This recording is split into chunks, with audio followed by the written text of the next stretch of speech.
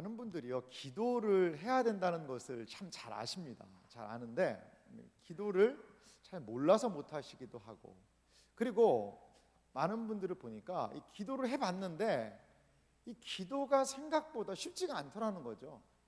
그리고 기도를 하다 보니까 모순에 빠지는 거죠.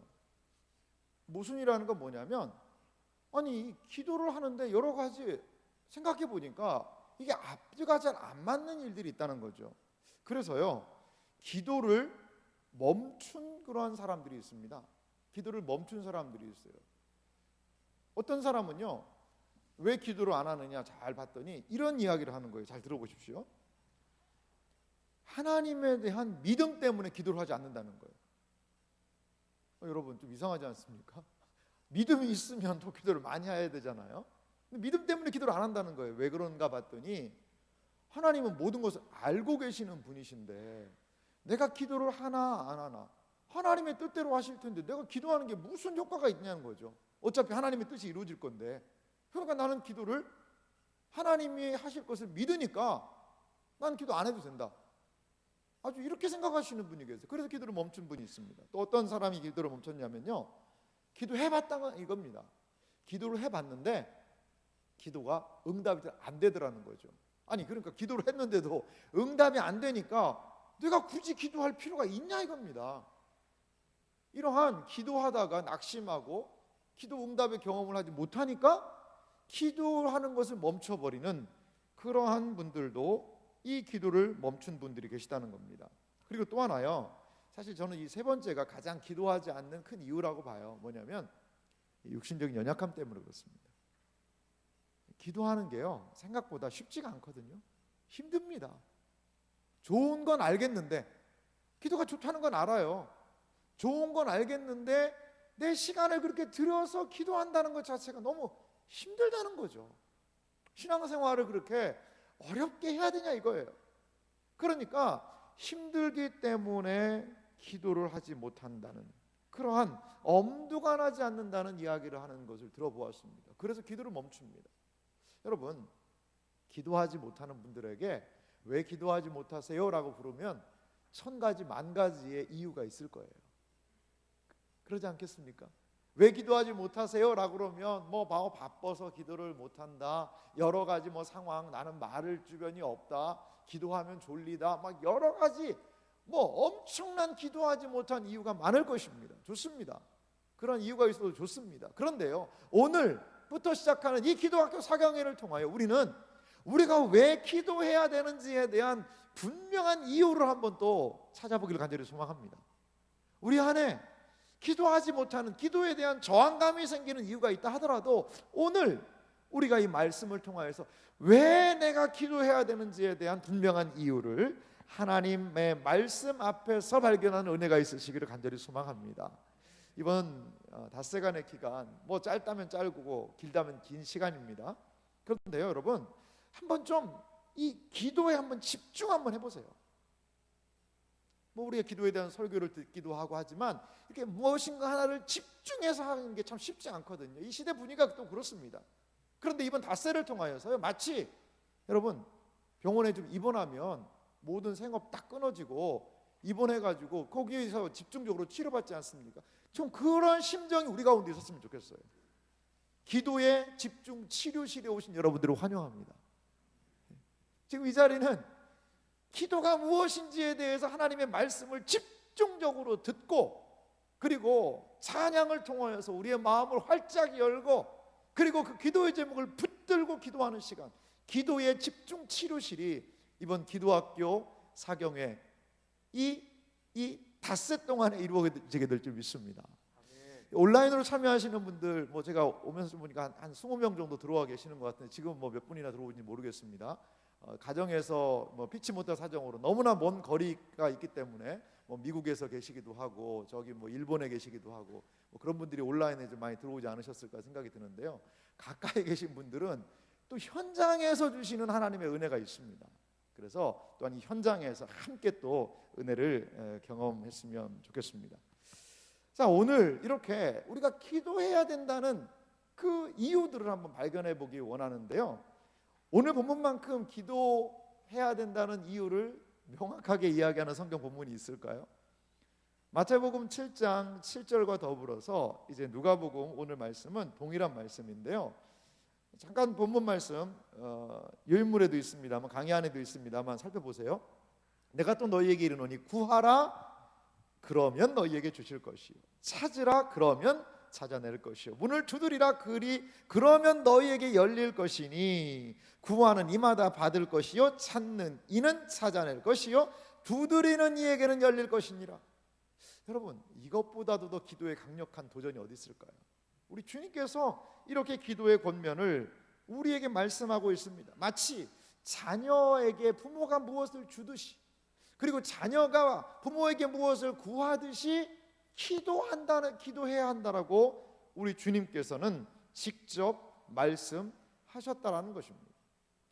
그러면요, 구체적으로 우리가 기도가 좀 무엇인지를 한번 좀 생각해 봤으면 좋겠습니다. 기도가 무엇일까요? 여러 가지 많은 부분을 생각할 수 있는데요, 저는 먼저 기도를 해야 되는 이유를, 하나님은 신자에게 기도를 명하시기 때문에 기도해야 된다고 봐요. 기도해야 된다고 봐요. 왜 기도해야 됩니까? 하나님이요, 우리에게 기도를 명하신 거예요. 기도하라라고 말씀하셨다는 것입니다.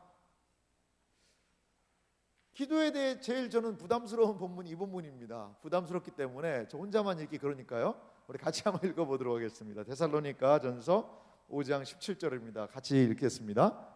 쉬지 말고 기도하라. 늘 부담스럽죠. 늘 부담스럽죠. 어떤 분들은 그래서요, 이 말씀을 문자적으로 순종하면서 24시간 기도 운동을 하시는 분들이 계세요. 하나님이 기도의 불을 끄지 말고 쉬지 말고 기도하라고 그랬다. 그래서 나는 잠깐 잘 때 또 네가 기도해라. 그러면서 막 24시간 기도를 돌리는 그런 부분도 있습니다. 여기서 이제 쉬지 말고 기도하라라는 그 뜻은 뭐 그냥 쉬지 않고 계속 기도만, 그냥 하나님 아버지 감사합니다 이렇게 하라는 의미는 분명히 아닐 거예요. 왜냐하면 주님께서 하라는 다른 것도 있거든요. 아니, 주님께서 우리에게 명령하신 다른 많은 것들도 있습니다. 기도만 해야 되는 것 아니거든요. 이웃 섬기기도 하고 일도 해야 되고 여러 가지 부분. 기도가 쉬지 말고 기도하라는 것처럼 가장 우리의 삶의 우선순위, 아침에 기도해서 하루를 시작하면서 하루를 기도적 삶을 살고, 하루를 마무리하며 기도적 삶으로 마무리하고, 잠자리에 들 때도 기도하면서 마무리하고, 이러면서 우리의 일상이 기도 중심적 삶을 살으라는 우리 주님의 권면 아닐까요? 주님께서는 분명히 기도를 명령하셨습니다. 구약 성경에 보면은요, 얼마나 많이 기도하라는 말씀이 있는지 모릅니다. 구하라, 간구하라, 찾으라, 여러 가지 많은 부분에서 기도하라. 신약에도요, 사도들도 그렇고 많은 분들이 이 기도에 대한 권면을 합니다. 심지어는 이렇게도 말씀하세요. 어떻게 거룩해질 수 있느냐? 말씀과 기도로 거룩해지느니라. 성도가요, 거룩해지는 것은요, 하나님의 말씀, 기도를 통하여 거룩해진다는 것이죠. 이렇게 우리의 거룩의 두 수단인 말씀, 기도, 이렇게 기도는 중요한 위치에 놓여 있고, 하나님께서는 분명하게 우리가 기도하기를 원하신다는 겁니다. 제가요, 한 분하고 이야기를 나눴는데요, 그분이 이러한 이야기를 하셨습니다. 무슨 이야기를 하시냐면, 자기 부친이 되게 엄하셨대요. 되게 엄하셨는데, 근데 자기한테 뭘 이거를 해라 저거를 해라 이런 말 한마디도 안 하시는 분이래요. 근데 얘 자기 그럼 아버지는 뭐 하는 분이냐? 공부하는 분입니다. 공부를 너무 열심히 하시는 분이에요. 그래서 이분은 뭐 이제 대학 교수가 되셨는데, 그러는데 자기 자기한테 한마디도 공부하라는 얘기를 안 했대요. 그런데 중학교 2학년 때 어느 날 그 아버지가 자기한테 한마디 얘기를 하더라는 거예요. 그래서 네 아버지, 그랬더니 야, 너 산상설교를 하고 있다.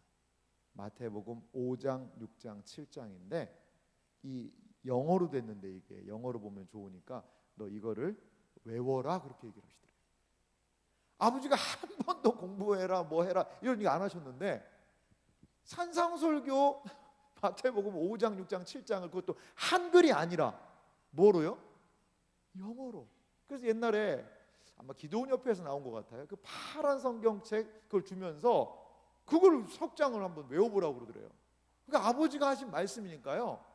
이 중학교 2학년 아들이 그 영어 발음도 잘 모르는데 막 찾아가면서 그 석장을 낑낑대면서 결국 자기가 외웠다는 거예요. 자기가 외웠다는 거예요. 그걸 외우고 났더니 그 다음부터 영어에 대한 자신감이 좀 붙더래요.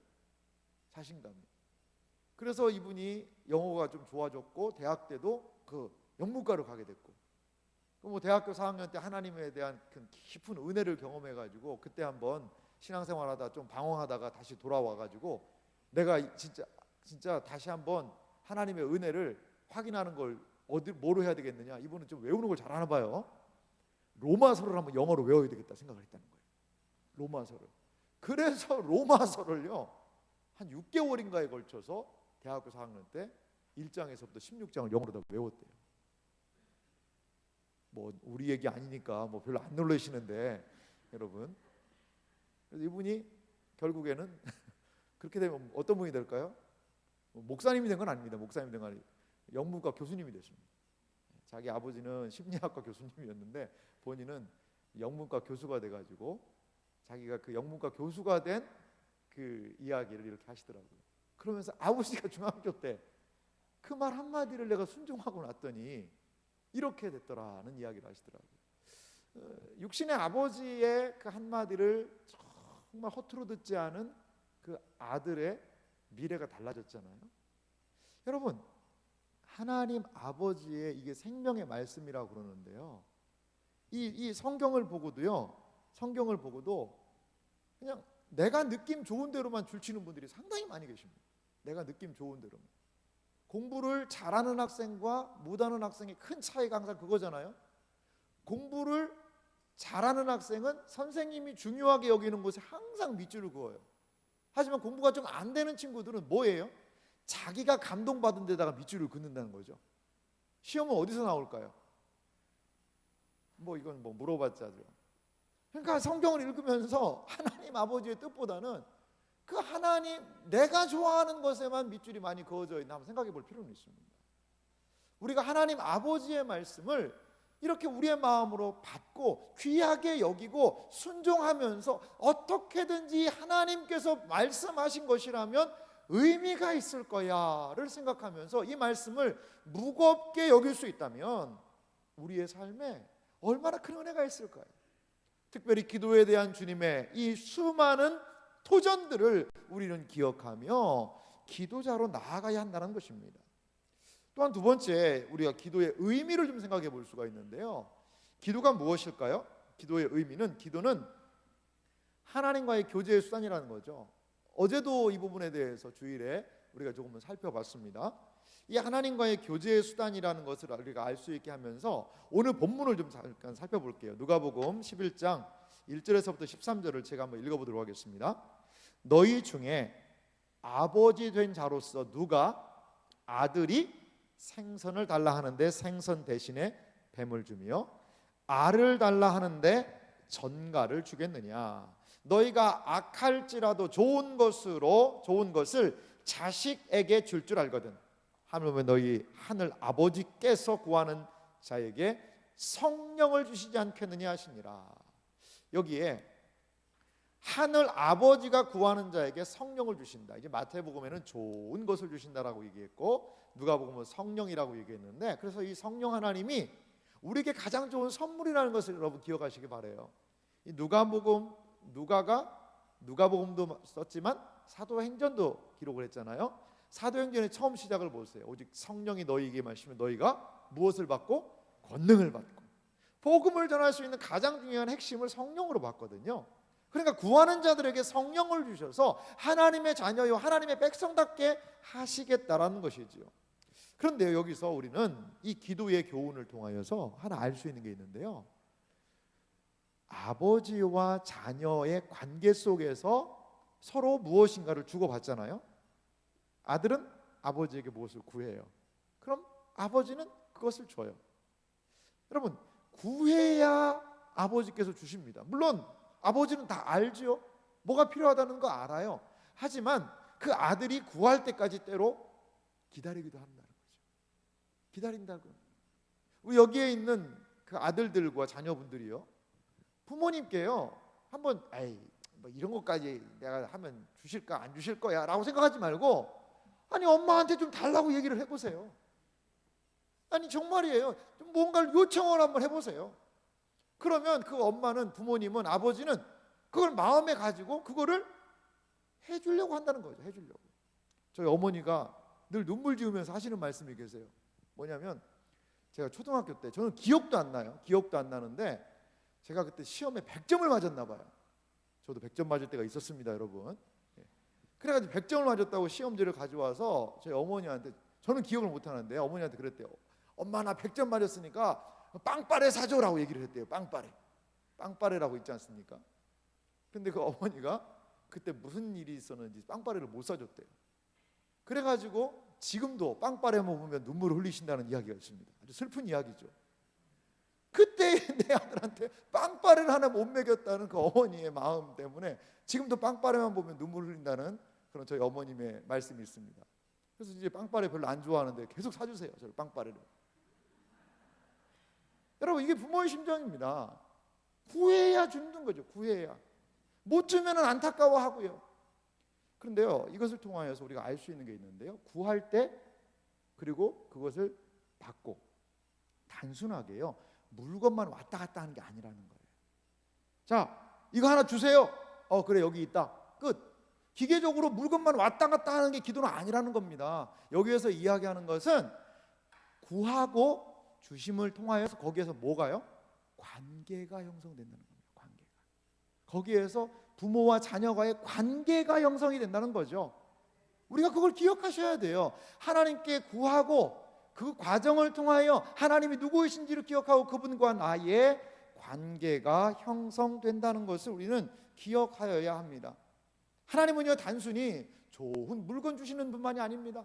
우리 하나님께서는 그것들을 허락하시면서, 아니 때로는 거절하시면서도 기도하는 우리와 하나님이 어떠한 관계에 놓여 있는지를 오늘 마치 아비와 아들의 이 관계를 통하여 같이 우리에게 말씀하고 계시다는 겁니다.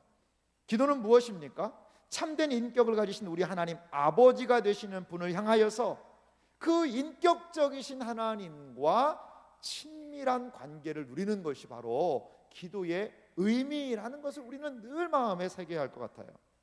세 번째로 기도가 무엇일까요? 그것은요, 기도는 능력입니다. 분명하게 기도는 능력입니다. 기도는요, 상황을 변화시킨다는 것을 여러분 믿으시기 바랍니다. 만약에요, 기도를 통해서 아무런 변화가 일어나지 않아요, 아무것도 일어나지가 않아요, 그러면요 얼마나 공허할까요? 내가 기도를 해요. 그런데 상황의 변화도 없고 아무 일도 일어나지 않아요. 그러면 이 기도하는 것에 무슨 의미가 있겠냐는 것이죠. 만일 아버지께 자신의 상황을, 아버지께 기도했는데도 내 상황을 바꿀 수 없다면 기도를 통해서 아무런 희망, 소망을 가질 수가 없을 것입니다. 하지만 우리가 기도할 때 하나님께서는 상황을 변화시키신다는 것을 여러분 믿으시기 바랍니다. 기도가 상황을 변화시킨다는 겁니다. 하나님은요 역사를 변화시키는 수단으로 기도를 정하셨고 활용하신다는 거예요. 다시 말씀드릴게요. 하나님은요 역사를 변화시키는 수단으로 무엇을요? 기도를 정하셨다는 겁니다. 기도는요 실제로 역사합니다. 지금도 하나님께서는요 기도를 통해 하나님의 역사들을 이루어 나가신다는 것을 여러분 믿으시기 바랍니다.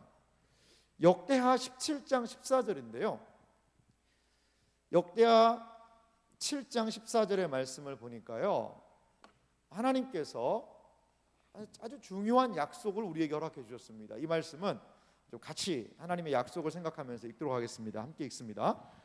내 이름으로 일컫는 내 백성이 그들의 악한 길에서 떠나 스스로 낮추고 기도하여 내 얼굴을 찾으면 내가 하늘에서 듣고 그들의 죄를 사하고 그들의 땅을 고칠지라. 아멘. 자 보십시오. 하나 스스로 낮추고 기도하여 내 얼굴을 찾으면 내가 하늘에서 듣고 그들의 죄를 사하고 그들의 땅을 고칠지라. 죄 사하고 땅을 고치고 회복을 시키고 기도를 통하여 하나님의 놀라운 역사가 나타난다는 것을 여러분 믿으시기 바랍니다. 아무리 절망적인 상황이라도 우리는 이 하나님을 부여잡고 기도해야 된다는 것입니다. 여러분, 기도하는 사람이요, 여러분 경험해 보신 분들 많을 거예요. 하나님께서 바꿔주신 얼마나 많은 상황들이 있습니까? 저도 짧은 생활을 살았지만 하나님께서요 기도할 때에 도우시고 역사하신 그 놀라운 은혜를요 말로 다 표현할 수가 없습니다. 표현할 수가 없습니다. 제가 대학에 합격해서 수업료가 없을 때에도 기도할 때 하나님께서 수업료 보내주시는 그런 때도 있었고요. 저희 부친이 이제 목회를 하시니까요, 어렵게 교회를 개척해서 예배당을 짓고 하는 과정에서 큰 사고가 났거든요. 그래서 사고가 나가지고 그 교회 청년 하나가요 다리를 절단했습니다. 여러분, 예배당을 짓다가 이 다리를 하나 절단하는 그런 사고가 났다는 것은요, 이거는 정말 그 교회에게 엄청난 큰 시련이었습니다. 근데요 그 청년이요 신앙생활 오래 하고 모태신앙이 그게 아니라 교회 나온 지 6개월 된 청년이었거든요. 교회 돕다가 이렇게 그런 일이 벌어졌습니다. 여러분, 그러한 어려운 상황, 재판이 일어나고 사건을 처리하고 하는 과정, 전혀 어떻게 할 수 없는 상황인데 우리가 알고 기도밖에 없었거든요. 그러니까요 하나님께서 하시더라고요. 불리하고 여러 가지 어려운 재판도 하나님께서 뒤집어 주시고 하나님께서 역사해 주시고 그 가정에 믿음을 주시고 하나님이 하시는 것을 기도할 때의 기도의 능력을 통하여 성도들과 함께 확인할 수 있었습니다. 그리고 여기에 이제 거기에는 교회 안 된다라는 그 주변의 많은 이야기를 뚫고 예배당 끝까지 완공하고 헌당하고 하나님께 영광 돌리며 눈물의 헌당식을 드렸던 그런 기억이 있습니다. 사랑하는 성도 여러분, 기도를 통하여 하나님께서는 우리의 상황을 변화시킬 수 있다는 것을 여러분 믿으시기 바랍니다. 그러니까 기도할 수 있는 것입니다. 여러분, 그렇습니다. 기도는 무엇일까요?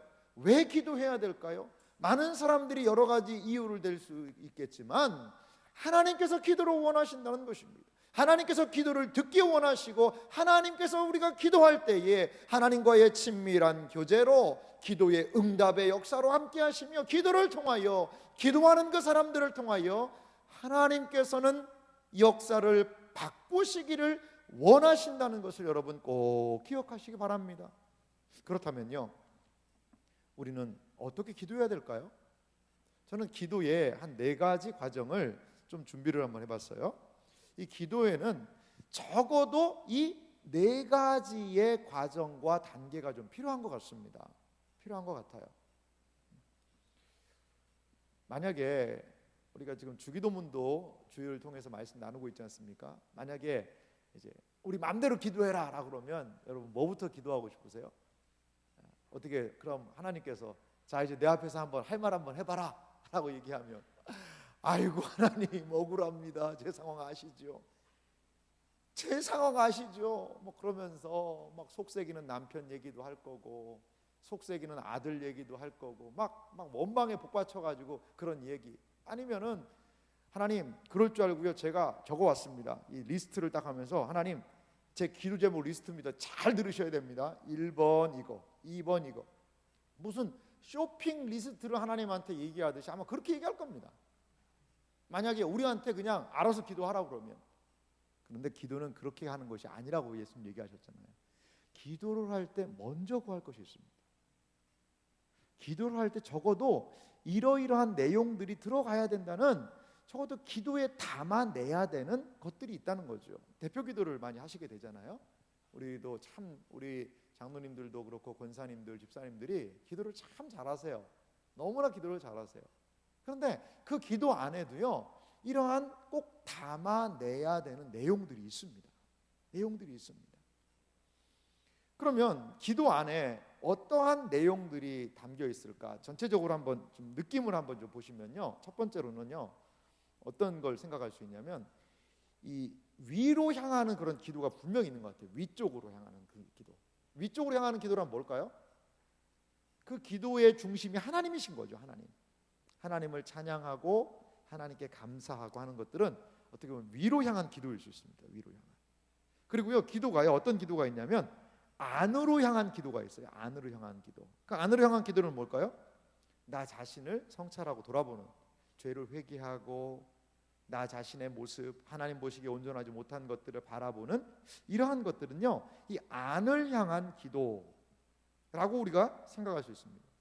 그 안을 향한 기도는요, 하나님과 더 친밀한 교제로 나가게 하기도 합니다. 그리고 또 무슨 기도가 있을까요? 위, 아니면은 한 가지 더 있다면 뭘까요? 그렇죠, 바깥으로 나가는 기도가 있습니다. 바깥으로, 다른 사람을 위한 기도라든지, 그리고 나의 실질적인 필요를 구하는 기도라든지, 이렇게 기도는요, 방향으로 따지자면 위로 하나님을 생각하는 간구, 위로 하나님을 생각하며 하는 찬양, 감사, 그리고 경배, 이러한 것 내용들을, 그리고 안으로는 나의 죄를 고백하는 이러한 부분들, 그리고 바깥으로는요, 필요한 것들을 구하는 거죠. 그러한 기도들이, 그렇게 기도가, 이 기도의 방향성들을 우리가 크게 좀 생각해 볼 수 있을 것 같아요. 그러면 구체적으로 이 기도의 4가지 과정을 한번 좀 살펴보면요, 이것은 내용이기도 하고 또한 순서이기도 합니다. 내용이기도 하고 순서이란 말을 좀 잘 들어보세요. 이것은 기도 안에 꼭 포함되어야 되는 내용입니다. 그리고 이 순서가 상당히 좀 중요한 것 같습니다. 먼저 경배하기 내용을 좀 보면은요, 이 기도는요, 단순하게 내가 필요한 것들을 막 쏟아내고 쇼핑 리스트 올리고 그냥 가는 그런 게 아니라, 기도는요, 하나님에 대한 경배에서부터 시작한다는 겁니다. 예수님이 가르쳐 주신 주기도문, 너희는 이렇게 기도하라 라고 이야기하시면서 마태복음 6장 9절에 이렇게 말씀하셨죠. 그러므로 너희는 이렇게 기도하라. 같이 한번 읽어볼까요? 하늘에 계신 우리 아버지여, 이름이 거룩히 여김을 받으시오며. 하늘에 계신 우리 아버지여는 기도의 대상이죠. 기도의 분명한 대상이에요. 근데 거기 다음에 보세요. 이름이 거룩히 여김을 받으시오며. 이름이 거룩히 여김을 받는다는 것은 어떤 의미가 있다고 그랬죠? 하나님의 이름이 영광을 받아 주십시오. 하나님의 이름이 높임을 받기 원합니다. 하나님께 영광을 돌리기 원합니다라는 그 말입니다. 그러니까 우리의 기도의 시작에는요, 무엇이 시작되어야 된다는 겁니까? 경배가 있어야 된다는 겁니다. 경배. 다른 말로 기도는 하나님께 영광을 돌리는 것에서 시작되어야 한다는 겁니다. 하나님을 찬양하는 것, 그것이 바로 기도라는 겁니다. 찬양하는 것은 이 하나님에 대한요, 찬양을 먼저 시작하잖아요. 그러면 다른 기도들, 고백, 감사, 간구, 이러한 것들이요, 자극을 받아요. 그러니까 처음에 찬양으로 기도를 시작하면 다른 기도 제목들까지도 자극을 받게 된다는 겁니다. 여러분, 그러면 찬양한다는 것, 경배한다는 것은 어떤 의미가 있을까요? 하나님이 누구이신지를 좀 집중하는 겁니다. 하나님께서는요, 거룩하고 정의로운 성품에 그 하나님의 그 모습에 내가 기도할 때 먼저 관심을 쏟아야 된다는 겁니다. 먼저 우리가 기도하는 대상이신 하나님이 어떤 분이신지를요, 깊이 생각하는 것이 필요합니다. 우리의 일용할 양식을 구하기 전에, 내 것을 구하기 전에 하나님, 내가 지금 기도하는 대상이신 하나님은 누구이신가를 먼저 생각해야 한다는 겁니다. 한 분이요, 자기의 이 달라진 기도, 이런 말씀을 듣고 먼저 하나님을 경배하는 기도를 해야 된다라는 말을 듣고 자신의 기도가 달라졌다는 고백을 이렇게 하는 것을, 간증을 제가 들어본 적이 있습니다. 한번 읽어드릴 테니까 한번 들어보십시오. 예전에는 쪼르르 달려가서 다짜고짜 기도 제목부터 꺼내어 놓았습니다. 그런데 이제는 도움이 필요한 일들을, 그런데 나의 도움이 필요한 일들을 아뢰일수록 마음은 더 불안해지고 무거웠습니다. 지금은 먼저 하나님이 얼마나 선하시고 지혜로운 분인지, 지금껏 살아오는 동안 얼마나 여러 번 기도에 응답하셨는지를 깊이 생각하며 먼저 시간을 보냅니다. 어려운 일이 있으면 주님의 손에 맡기고요. 그랬더니 짐을 짊어지는 게 아니라 벗어버리는 느낌을 기도할 때 받게 되었습니다. 여러분, 우리의 기도는 좀 어떻습니까? 우리의 기도는 어떻습니까? 기도하기 시작하자마자 그냥 하나님에 대한, 하나님 아버지 감사합니다, 그걸 상투적으로 한 다음에 주님 아시죠? 그러면서 막 쫙 우리의 상황들을 아뢰는 그런 기도 아닌가요? 먼저 하나님을 생각해야 한다는 거죠. 우리가 하나님을 기억하고 하나님의 성품을 기억하고, 우리 주기도문의 말씀처럼 사도신경의 첫 고백처럼 전능하사 천지를 만드신 하나님 아버지를 내가 믿습니다. 하나님은 천지를 만드신 하나님이신 줄 제가 믿습니다. 하나님이 나의 인생도 만드신 분임을 믿습니다. 그러면서 하나님이 누구이신지를 기억하면서 우리의 기도가 시작되어야 한다는 겁니다. 하나님이 누구이신지에 대한 찬양을 하면서 나의 인생을 설계하신 하나님을 찬양합니다. 나로 하여금 이 자리에 있게 하신 하나님을 찬양합니다. 여전히 나를 구원해 주신 하나님을 찬양합니다. 하나님 나에게 코에 호흡을 허락하신 하나님을 찬양합니다. 기도는 이렇게 찬양에서부터 시작해야 한다는 것입니다. 찬양과 경배는요, 하나님과 올바른 교통을 하는데 전제 조건입니다. 다른 기도를 이끌어내는 이것은요, 자극제가 된다는 겁니다. 바로 간구로 들어가면 안 되는 것은 아닙니다. 하지만요, 기도 생활에 있어서 찬양과 경배는 가장 우선시해야 되는 중요한 부분임을 여러분 기억하시기 바랍니다. 두 번째로요, 이 죄를 고백하는 것이 있습니다. 기도의 내용에 하나님에 대해서 생각하면은요, 이 반대급부로 하나님의 모습과 너무나도 대조된 내 모습을 좀 보게 되거든요. 그렇기 때문에 우리는요, 죄를 고백할 수밖에 없습니다. 하나님의 모습이 크고 위대할수록 자신의 모습은 더 초라한 거죠. 어둑어둑한 곳에서 좀 더러운 옷을 입고 있으면요, 잘 표가 안 납니다.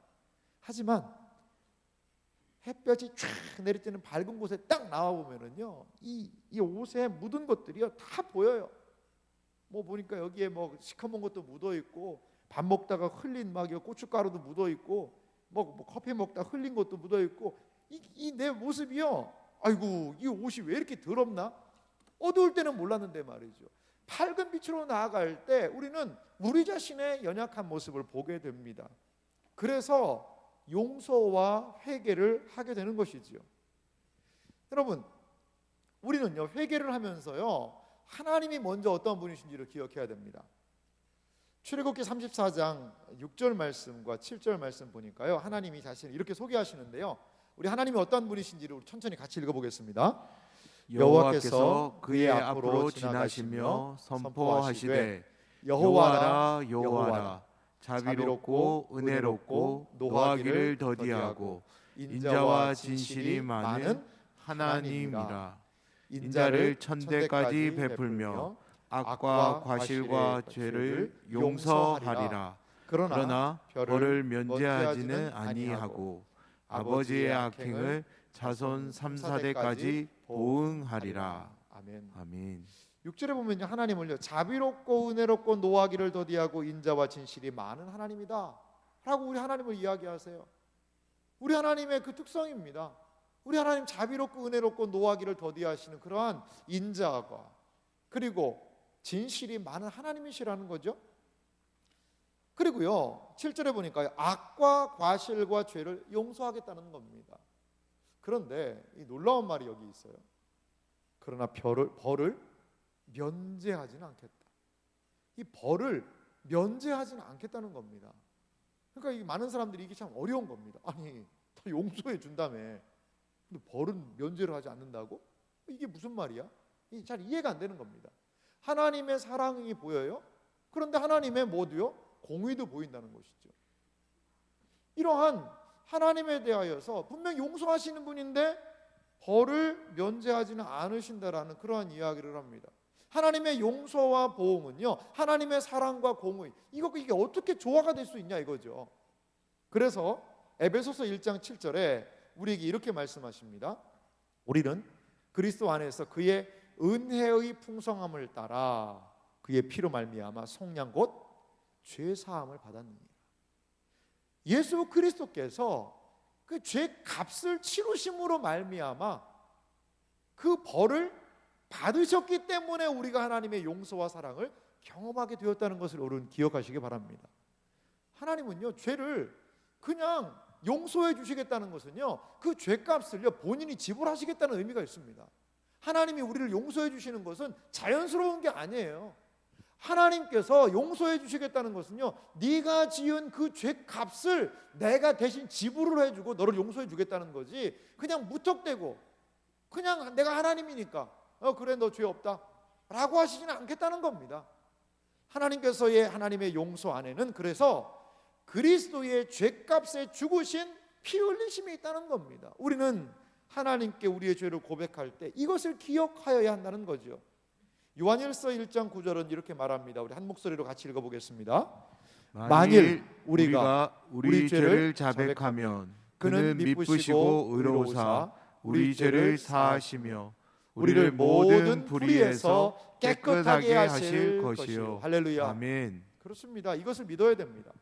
용서해 주신 하나님도 믿고 그 용서의 대가로 그리스도를 보내주신 것도 믿고 우리의 죄를 자백할 때에 하나님은 믿을 만한 분이시고 그리고 의로우신 분이시기 때문에 우리의 죄를 사하시며 우리를 불의에서 깨끗하게 하실 수 있다는 것을 여러분 믿으시기 바랍니다.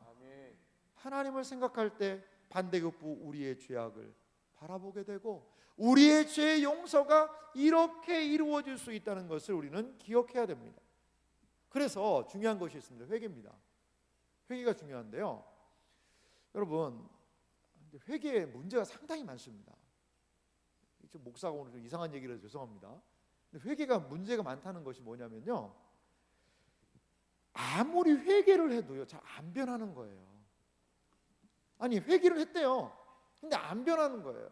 제가 예전에 기차를 타고 가는데 제가 목사인데 옆에 목사인데 뭐 그분들이 제가 이마에 목사라고 적혀 있는 것도 아니고 목사인지 몰랐겠죠. 근데 자기들끼리 하는 얘기예요. 자기들끼리 하는 거예요. 그러면서 교회 욕을 하더라고요. 아이 뭐야, 예수 믿는 사람들 말이야.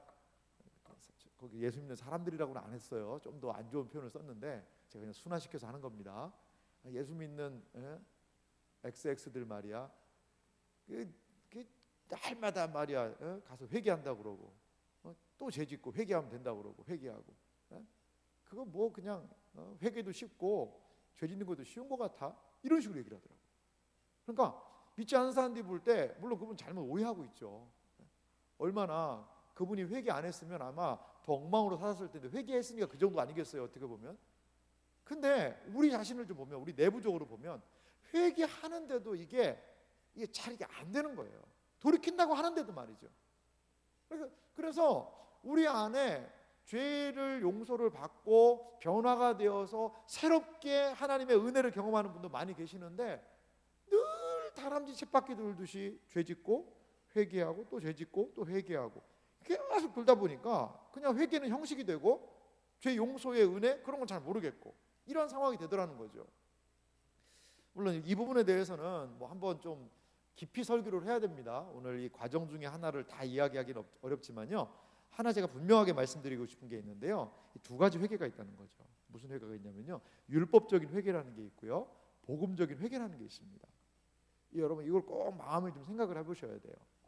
우리가 이 바른 죄 고백하기로 나아가려면 이 율법적인 회개가 아니라 복음적인 회개로 가야 된다는 겁니다. 그러면 율법적인 회개라는 것은 무엇일까요?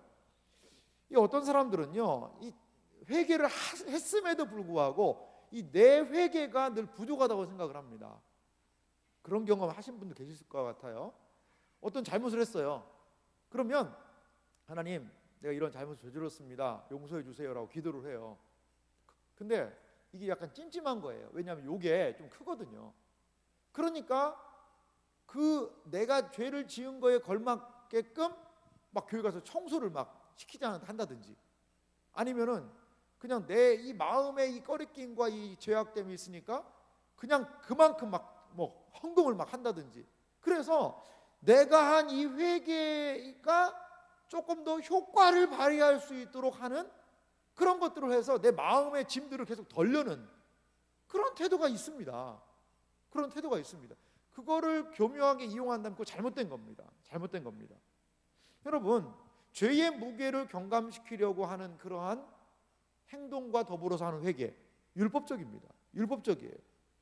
하나님의 자비를 받으려면 거기에 걸맞는 회개, 거기에 걸맞는 참회가 있어야 한다, 막 이렇게 생각을 하고요. 이 자기 자신이 중심이 돼가지고 죄도 자기가 짓고 용서의 방법도 자기가 생각을 하는 거죠. 율법의 목록들을 생각하면서 이렇게 살아야 된다라는 강박관념 가지고 늘 생각합니다. 그래서요, 내가 요건 지켰지, 그러면요 그것이 하나님께 영광이 아니라 요거 지킨 게요 내 의가 되는 거예요. 그래서 교만하게 되고요, 못 지키면은요, 야 내가 이런 거 못 지켰네, 그러면서 자포자기하면서 어떻게 되냐, 자기 범민, 자책감 속에 빠지게 되는 겁니다. 이게요 율법적인 그런 의미입니다. 우리의 신앙생활에요 율법적인 게 너무나 많아요. 무엇을 하면 하나님이 은혜 주시고 무엇을 안 하면 안 되고. 여러분, 주일 성소가 주일을 지키는 것이 왜 지킬까요? 아유 목사님 이번 주에 중요한 뭐 계약이 있는데 주일 성소 안 했다가 하나님이 그냥 확 화내셔가지고 그 계약 파토나면 어떡해요? 여러분, 그것 때문에 주일 성소 한다면 그 율법적인 겁니다. 율법적인 거예요. 기도도 마찬가지입니다. 막 하나님이 막 기도하라고 그랬는데 안 하면은 막 그 안 되니까 기도해. 그 율법적인 겁니다. 그러면 복음적 회개라는 건 뭘까요? 그게 율법적인 회개라면 복음적인 회개라는 것은 무엇일까요? 그것이 바로 바른 회개일 수 있는데요, 회개를 할 때 복음을 기억하라는 겁니다. 복음을 기억하라는 거예요. 복음을 기억하라는 의미를 설명드릴게요. 하나님은요 완벽하게 회개를 해야지 너 용서해 주겠다 그렇게 말씀한 적이 없으세요. 회개는요 어느 정도의 아픔과 쓰라린 것이 있습니다. 하지만요 죄를 더 절실하게 자각할수록요 은혜가 커진다는 것을 여러분 믿으시기 바랍니다. 다시 한번 들어보세요. 우리가요 죄를 자각할수록요 하나님의 뭐예요? 은혜가 더 커진다는 거예요. 이게 정상적인 모습이라는 겁니다. 이거는 내가 지켰고 이건 내가 못 지켰네라고 하면서 스스로 자기 성적표 매기는 그런 회개가 아니라는 겁니다. 복음적인 회개는요 나의 죄를 용서하기 위해 그리스도께서 하신 일을 기억하는 것이지요.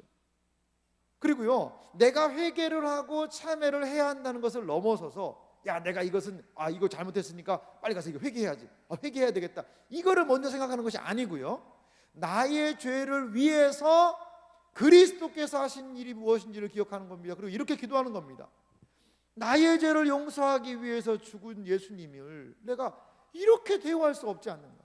아니 예수님이 나를 위해서 그렇게 십자가에서 못 박혀 죽으셨는데 내가 그 사람 그렇게 미워하는 거 잘못된 것 같은데, 아니 예수님께서 나에게 이래 생명의 은혜를 주셨는데 야 내가 이렇게 하는 건 아닌 것 같은데, 아니 하나님께서 예수님을 그 십자가에 치려 죽으심으로 말미암아 나에게 주신 자유가 있는데 내가 왜 이것을 내 정욕에 맞게 정욕대로 썼지? 그러한 예수 그리스도의 행하신 일에 비추어 내 삶을 보는 거예요. 이것이 바로 복음적인 회개를 가능하게 된다는 겁니다. 여러분 이게 별거 아닌 것 같은데요 삶에 엄청난 변화를 줍니다. 여러분 율법적인 회개도요 몇 가지로 교정할 수 있어요. 하나님 이걸 하지 말라고 그랬어, 이걸 하면 안 돼, 이건 해야 돼, 이걸 하지 말아야 돼. 그러면요 삶이 변해요. 왜? 그거 안 하니까요. 막 참으려고 노력을 해서 간신히 그런 거 안 해요. 그런데 안 하면 내 의가 되고 못하게 되면 자포자기하고 그걸 계속 반복하는 겁니다. 근데 복음적인 회개는요 예수님을 생각하면서 그분의 관계 속에서 이걸 생각하는 거예요. 이거 예수님 별로 안 좋아하실 것 같은데, 내 말하는 거 다 듣고 계신다는데 내가 왜 이런 말을 했지? 이거 예수님이 원하시는 게 아닌데, 그리스도께서 나를 위해 십자가에 죽으실 때 나의 이 더러운 죄가 용서됐는데 내가 왜 이럴까?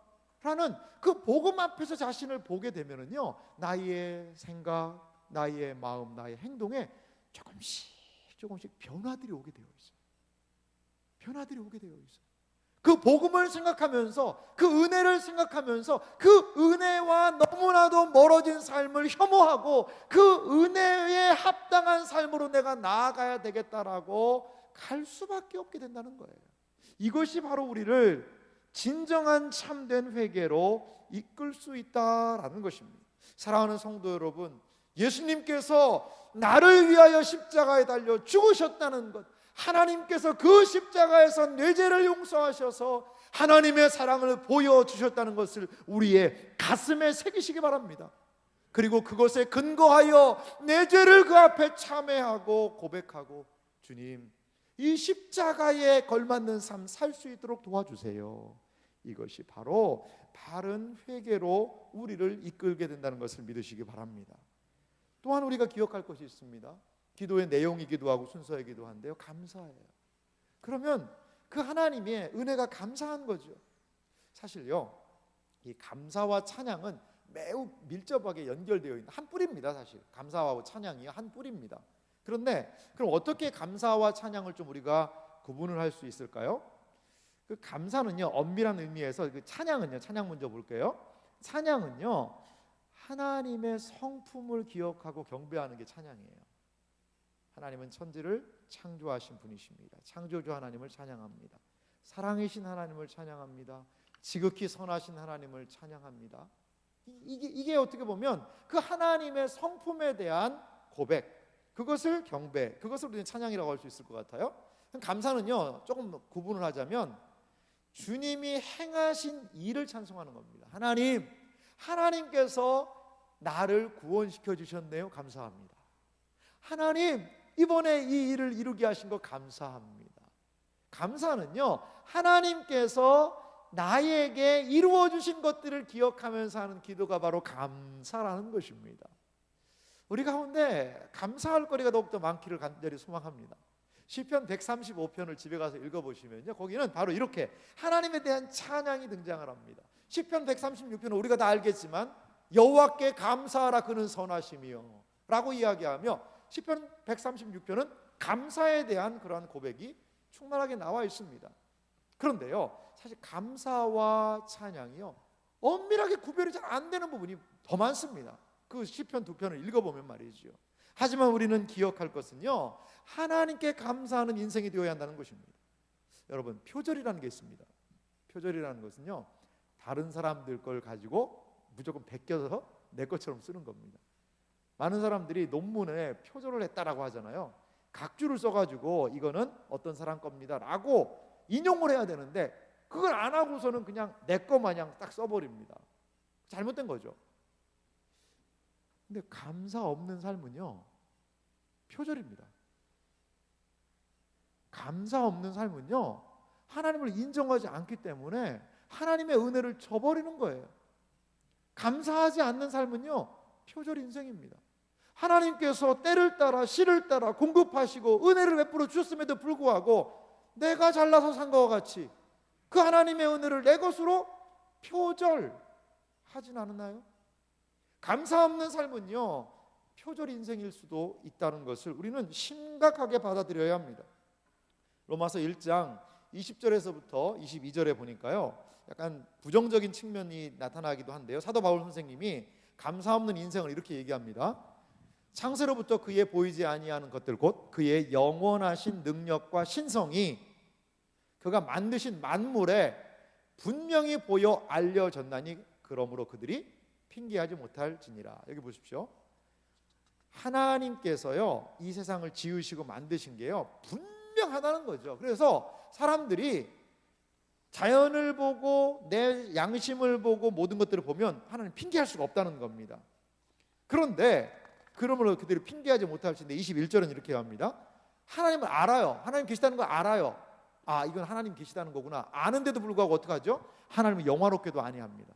그리고 어떻게 해요? 감사하지도 아니합니다. 오히려 그 생각이 허망하여지며 미련한 마음이 어두워졌나니 어떻게 됐죠? 스스로 지혜 있다 하나 어리석게 돼요. 스스로 지혜가 있다고 생각합니다. 나는 똑똑해 라고 생각하는데요, 하나님을 찬양하지 않고 감사하지 않은 인생은요, 스스로 지혜 있다 하나 어리석게 된다는 것입니다. 하나님을 알면 그에 합당한 영광을 돌려드리는 여러분 되시길 바랍니다. 하나님을 안다면 하나님께 합당한 감사를 올려드리는 여러분들 되시길 바랍니다.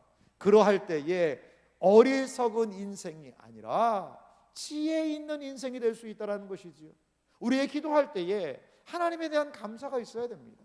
하나님께서 나의 인생에 무엇을 어떻게 행하셨는지를 기억하면서 경배가 있어야 됩니다. 회개가 있어야 됩니다. 그리고 우리의 삶에, 내 삶에 역사하신 하나님의 은혜를 감사할 수 있어야 한다는 것이지요. 감사 찬양은 우리의 기도의 첫 단추로서의 너무나도 중요한 역할을 한다는 것을 기억하시기 바랍니다. 하나님을 찬양하는 것에서, 그리고 하나님께 감사하는 것에서 우리의 기도는 시작되어야 하고 우리의 기도의 내용에 이러한 것들이 포함되어야 할 줄 믿습니다. 마지막으로 간구입니다. 간구는 우리가 제일 잘하는 부분이죠. 사실 목사님, 간구는 이제 잘합니다. 아이고, 이제 우리가 드디어 원하는 게 왔습니다. 간구. 사실 기도는 이거 하려고 하는 거 아닌가라고 생각할 수 있어요. 앞에 있는 식전 행사는 중요한 게 아니라 이 간구를 위해서 있는 것이 아닌가. 그렇죠. 간구 중요합니다. 간구 중요하죠. 하지만요, 앞에 하나님께 경배하고 내 죄를 되돌아보고 그리고 하나님께 감사하게 되면요, 이 간구의 많은 부분들의 방향이요, 내가 처음에 마음 먹었던 것과 다르게 갈 수도 있어요. 이 무슨 말인지 경험해 보시는 분이 있을 거예요. 내가 가서 막 이렇게 기도해야 되지, 이렇게 이거 해야 되겠다라고 왔는데 하나님의 은혜를 찬양하고 아버지를 감사하고 나를 용서해 주신 은혜에 감격하고 막 눈물 흘리다 보면 내가 가서 이거 기도해야 되지는 내 기도 제목 안 하고 와도 막 기도에 응답이 있는 것 같고요. 그럴 때가 많잖아요. 간구는요, 기도에서 가장 우리가 중요하게 여기는 부분입니다만 또한 우리가 실수하기 쉬운 부분이기도 한 것 같아요. 여러분, 시편 61편을 보니까요, 하나님의 사람 다윗이 이렇게 이야기합니다. 하나님이여, 나의 부르짖음을 들으시며 내 기도에 유의하소서. 2절은 이렇게 말합니다. 내 마음이 약해질 때 땅 끝에서부터 주께 부르짖으오니 나보다 높은 바위에 나를 인도하소서. 다윗도 약해질 때가 있었던 것 같아요. 기도할 때 하나님 응답해 달라는 거죠. 이게 간구의 모습입니다. 다윗은 하나님께 간구했습니다. 간절하게 구했어요. 그럴 때마다 하나님께서는 이 다윗의 간구에 응답하셨다라는 것이죠. 간구에도요, 응답을 받지 못하는 때가 있습니다. 이게 문제지 않습니까? 이 야고보서 4장 2절과 3절 말씀 보니까요, 이렇게 우리에게 말씀합니다. 우리 천천히 한 목소리로 같이 한번 읽어보겠습니다. 같이 읽습니다. 너희는 욕심을 내어도 얻지 못하여 살인하며 시기하여도 능히 취하지 못함으로 다투고 싸우는도다. 너희가 얻지 못함은 구하지 아니하기 때문이요 구하여도 받지 못함은 정욕으로 쓰려고 잘못 구하기 때문이라. 아멘. 여기에 우리가 자주 하는 말씀이지 않습니까? 구하여도 받지 못하는 것은, 아니 먼저는 이 왜 못 받느냐, 얻지 못하는 것은 구하지 않기 때문이라는 거죠. 안 구하니까 안 준다는 거예요. 그 다음에요, 3절 보니까요, 더 충격적인 말씀이죠. 구하여도 받지 못할 때가 있는데, 왜냐? 정욕으로 쓰려고 잘못 구하기 때문이다. 잘못 간구한다는 겁니다. 우리의 많은 간구들이요, 이 하나님께 상달되지도 못하고 다 땅에 떨어지는 그런 기도일 수 있다는 겁니다. 우리의 기도가 하나님께 온전히 상달되지 못하고 다 땅에 떨어지는 잘못 구하는 기도가 될 수 있다는 겁니다. 이 부분에 대해서요, 제가 원어의 의미를 좀 살펴보니까 이 원어가 참 재밌게 이 부분을 좀 표현했습니다. 이 3절을 보니까요, 너희가 받지 못함은 너희의 정욕으로 자유롭게 쓰려고 잘못 구하기 때문이다. 이 원어에는 이런 의미가 있더라고요. 자유롭게 쓰려고. 그러니까 이 정욕으로 구한다는 것은요, 내 마음대로 쓰고 싶어서 구한다는 겁니다. 마치 탕자가요, 아버지의 재산을 요구하고 그것을 가지고 가서 허랑방탕하여 썼다라고 표현하지 않습니까? 그거예요. 자유롭게 쓰려고, 내 마음대로 쓰려고 구하는 것이죠. 우리의 많은 기도, 하나님의 뜻이라는 그 미명하에 내 마음대로 쓰고 싶은 욕구들이 혹시 있지 않습니까? 잘못 구하는 겁니다. 잘못 구하는 겁니다. 내 마음대로 하고 싶은 욕구, 내 마음대로 하나님도 좀 조정하고 싶은 내 뜻이 이루어지다라는 것을 목소리 높여 구하는 것, 뜻대로 잘못 구하는, 자유롭게 정욕으로 쓰려고 내 마음대로 쓰려고 구하는 그러한 기도일 수 있다는 것을 우리가 좀 기억해야 됩니다. 사랑하는 성도 여러분, 우리의 간구가 하나님의 온전하신 뜻을 구하면서 기도할 수 있어요. 우리 구해야죠. 상황의 변화를 위하여서, 하나님의 뜻이 이루어지기를 위하여서 우리는 기도해야 됩니다. 간구해야 됩니다. 그런데 내 마음대로 쓰려고 기도하는 그럴 때는 그 기도는 잘못 구하는 기도일 수 있다라는 것입니다. 그래서 여러분, 다시 돌아가면 앞이 중요한 거예요. 하나님을 찬양하고 회개하고 돌이키고 나에게 주신 하나님의 은혜를 감사할 때 우리의 많은 기도들이 걸러지게 됩니다. 잘못 구하는 것들이 거기서 걸러지게 되는 것 같아요. 여러분, 얼마나 많은 기도들을 걸러내야 될까요? 우리의 기도를 되돌아보고 우리가 하나님께서 원하시는 그 뜻을 구하며 기도할 수 있는 여러분들이 되시기를 간절히 소망합니다. 마지막으로요, 우리가요, 참 제가 좋은 말씀이 있어서 맺는 말에 이렇게 좀 적어봤습니다. 뭐냐면, 여러분, 의무를 지나서요 기쁨에 이르는 길, 저는 이게 기도가 이뤄야 된다고 봐요. 기도해야 된다는 의무가 참 무겁죠. 기도 오늘 괜히 여기 온 거 아닌가, 내가 이거 몰랐을 때는 그냥 기도 안 해도 될 것 같은데, 기도를 진짜 이게 그렇게 해야 될 것 같은데, 아이고 이제 어떡하나, 나는 이제 큰일 났네. 이제 하나님한테 저는 몰라서 못했습니다 이 말도 못할 것 같고, 이제 알았으니까 하긴 해야 되겠고, 힘들고 어려운데, 그래요, 그런 부분이 있을 거예요. 하지만요, 그 의무를 지나면 거기에는, 그 기도 안에는 하나님께서 허락하신 놀라운 기쁨의 길이 여러분 있을 줄 믿으시기 바랍니다. 기도하는 그 심령들은 하나님의 놀라운 은혜의 역사를 친밀함으로 경험하게 될 줄 믿으시기 바랍니다. 변화산에서 예수님께서 기도하실 때에 하늘아버지의 신령한 은혜를 경험했듯이 우리 서로 받은 그 사랑을, 은혜를 알 사람이 없도다. 우리 예수님 이 세상에서 얼마나 많은 고단한 삶을 사셨어요? 하지만 기도할 때마다 하늘의 신령한 은혜를 공급받았습니다. 이 세상의 염려, 근심, 걱정, 고락을 모두 송두리째 잊어버릴 정도로 하늘의 신령한 은혜를 경험받으셨던, 하늘의 그 신령한 은혜를 경험하셨던 예수님에게 변화산의 기도가 있었다는 것을 여러분 기억하시기 바랍니다.